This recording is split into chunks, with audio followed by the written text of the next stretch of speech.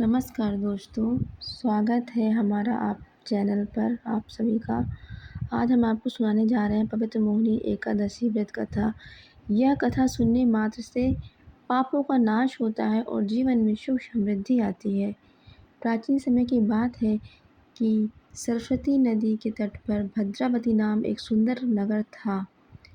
उस नगर में दुष्य नाम के एक धर्मात्मा राजा राज्य करते थे। उनके 5 पुत्र थे, सुमन, धृतिमान, मेधावी, सुकृति और धृष्टबुद्धि। इनमें से धृष्टबुद्धि बहुत ही दुष्ट और पापी स्वभाव का था।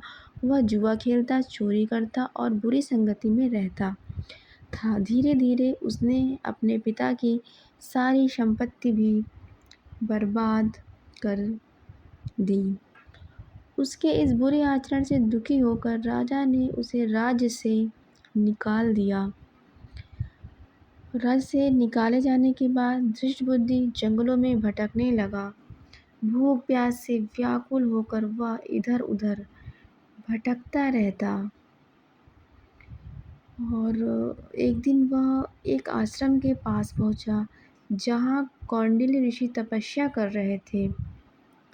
धृष्टबुद्धि ने ऋषि के चरणों में गिरकर उनसे अपनी सारी दुख भरी कहानी सुनाई और कहा, हे मुनिवर, मैंने जीवन में अनेक पाप किए हैं। कृपया मुझे ऐसा उपाय बताइए जिससे मेरे पापों का नाश हो सके। ऋषि कौंडिल्य ने करुणा भाव से कहा, हे पुत्र, वैशाख मास की शुक्ल पक्ष की एकादशी को मोहिनी एकादशी कहते हैं। इस दिन विधि विधान से व्रत करने और भगवान विष्णु की पूजा करने से सभी पाप नष्ट हो जाते हैं।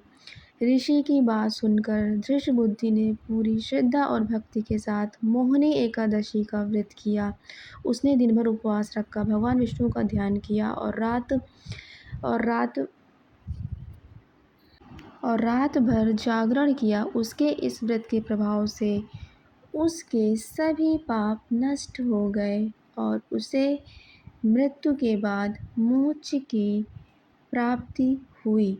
कथा का संदेश हमें ये कहता है कि मोहिनी एकादशी का व्रत अत्यंत फलदायी माना जाता है। जो भी श्रद्धा और नियम से इस व्रत को करता है, उसके सभी दुख दूर होते हैं और जीवन में सुख शांति आती है। अगर आपको यह कथा पसंद आई हो तो वीडियो को लाइक और चैनल को सब्सक्राइब करें और ऐसे ही धार्मिक कथाओं के लिए हमारे साथ आप जुड़े रहें। आज के दिन जो भी इस एकादशी कथा को सुनता है उसको बहुत ही पुण्य मिलता है, इसलिए हमें एकादशी का व्रत जरूर करना चाहिए और इसकी कथा हमको सुननी चाहिए और लोगों को सुनाना भी चाहिए। नमस्कार, राधे राधे।